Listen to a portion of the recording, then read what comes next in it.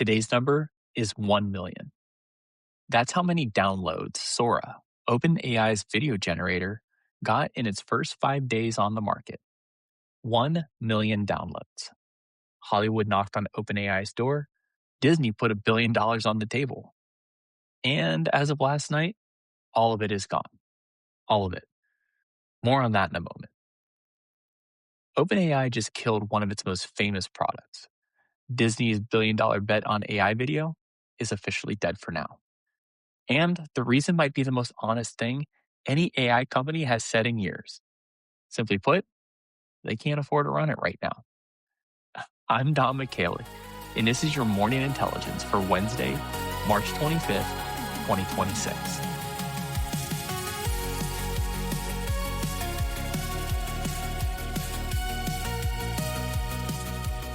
Here's what you need to know today.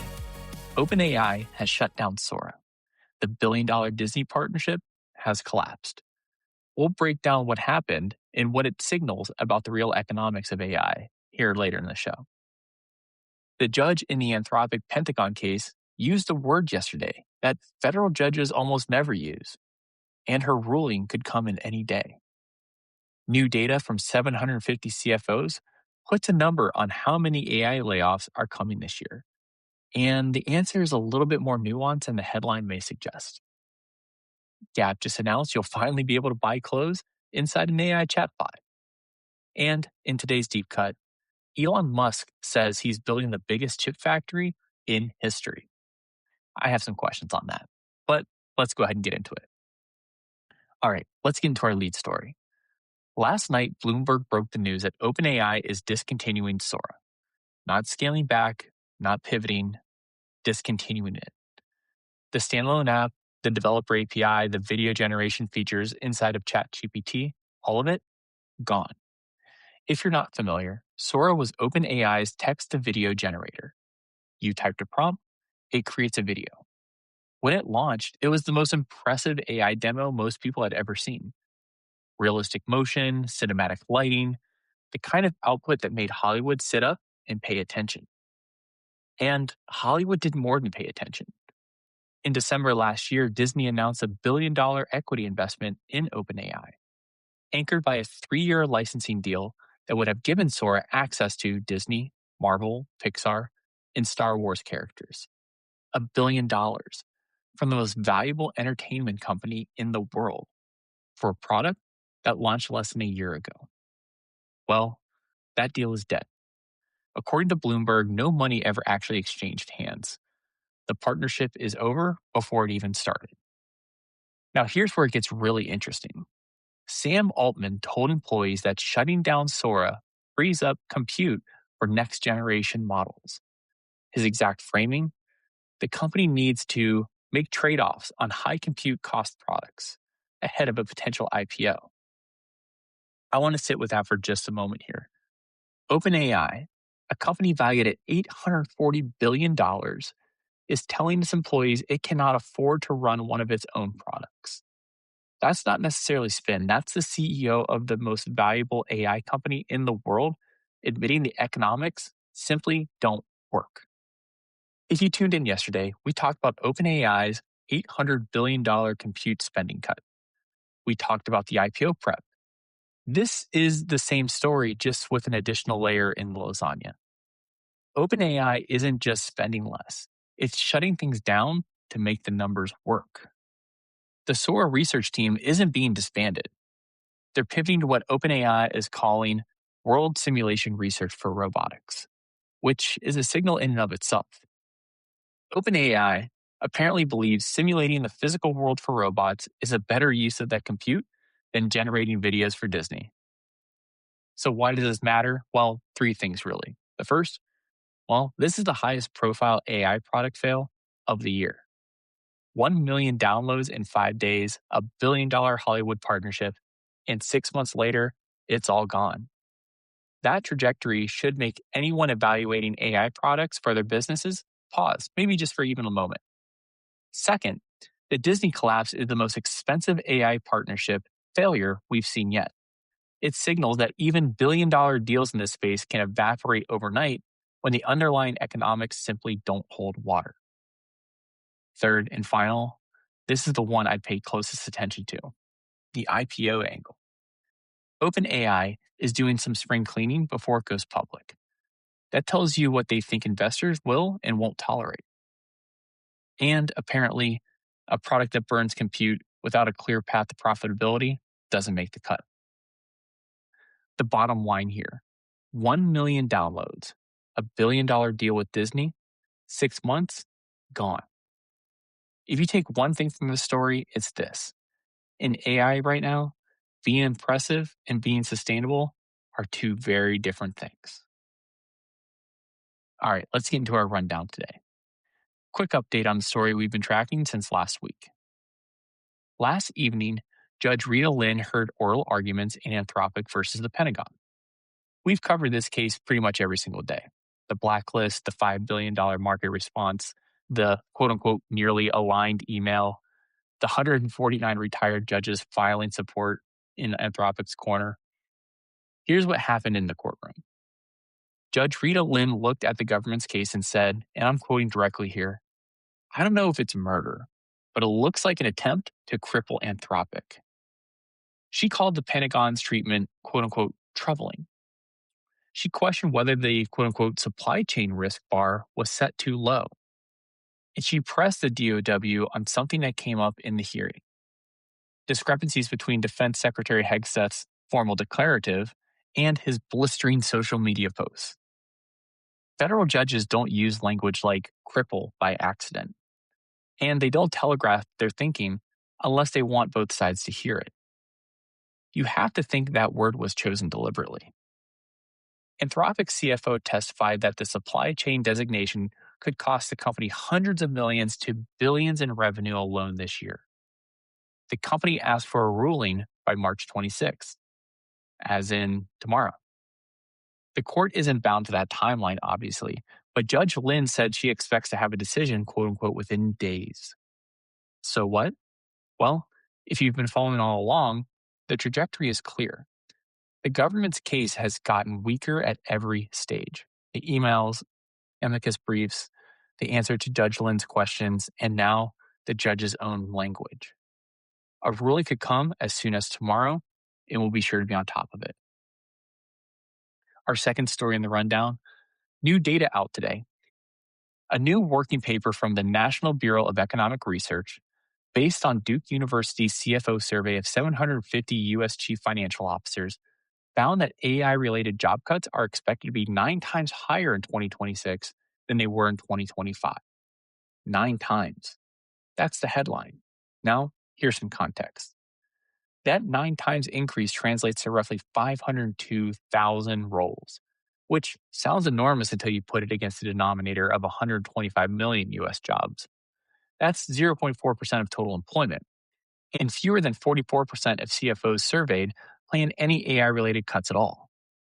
But here's the detail that should make you think. 9 in 10 companies in the study also reported no measurable productivity gains from AI. 9 in 10. And they're cutting headcount anyway. That's not AI is replacing workers. That's we're cutting jobs on the assumption that AI will eventually replace them. And there's a difference there. The real-world numbers back it up. Block, the company behind Square and Cash App, cut 40% of its workforce. That's roughly 4,000 people. Atlassian cut 10%. Meta is reportedly weighing 20% cuts. These aren't hypothetical projections. They're either already happening or have already been communicated. If you remember the Dallas Fed research we covered last week, we found that AI was replacing entry-level workers but augmenting experienced ones. This new data from 750 CFOs validates that finding and honestly scales it up quite significantly. So what? Well, the real scoreboard on AI and jobs here is it's real, it's concentrated, and it's accelerating. But it's not the apocalypse, at least not yet. The scarier number isn't 9 times. It's 9 in 10 companies seeing no productivity gains whatsoever and cutting jobs anyways. That's the one worth watching from where I sit. All right, our last story in the rundown, and this is a quick one. But if you work in marketing, retail, or e-commerce, pay attention to this one. Gap just announced it will be the first major fashion retailer to offer direct checkout inside Google's Gemini AI assistant. Shoppers will be able to browse Gap's catalog, get AI styling recommendations, and complete a purchase all without leaving the Gemini chat window. Payment goes through Google Pay. Gap CTO says deployment is imminent. Now, if your memory is firing on all cylinders this morning, you're already connecting the story to Monday's episode. We covered OpenAI killing instant checkout after Walmart said it performed 3 times worse than just a regular website. OpenAI tried AI commerce and abandoned it. Google is about to ship it. And there's a detail that matters for anyone building in this space. Gap's product data is fed directly into Gemini, not crawled from the web. Gap CTO said this gives them more control over accuracy and pricing than the ChatGPT integration ever offered.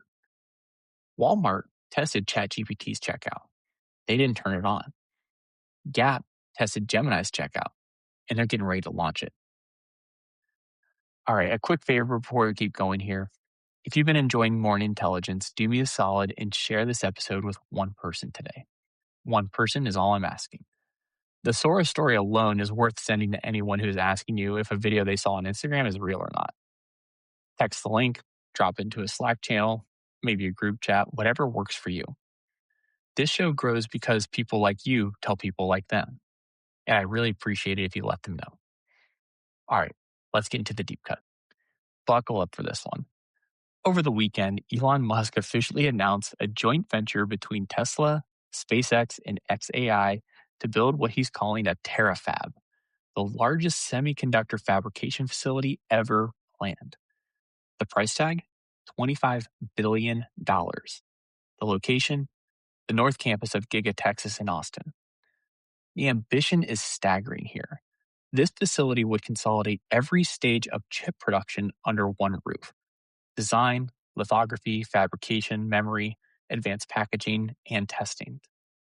It's targeting 2 nanometer process technology, and at full capacity, it would produce roughly 1 terawatt of annual AI compute, which for context is about 70% of what TSMC produces globally right now. One factory, 70% of TSMC's output. The first products would be Tesla's AI5 chip, expected in volume production by 2027, and a radiation-hardened chip called D3, designed for orbital AI satellites. Musk claims 80% of the TerraFab's compute output would go to space-based AI systems. Okay, that's great and all, but let's catch up on some context here. 2 nanometer fabrication is notoriously difficult. TSMC and Samsung are still struggling with yields at that node.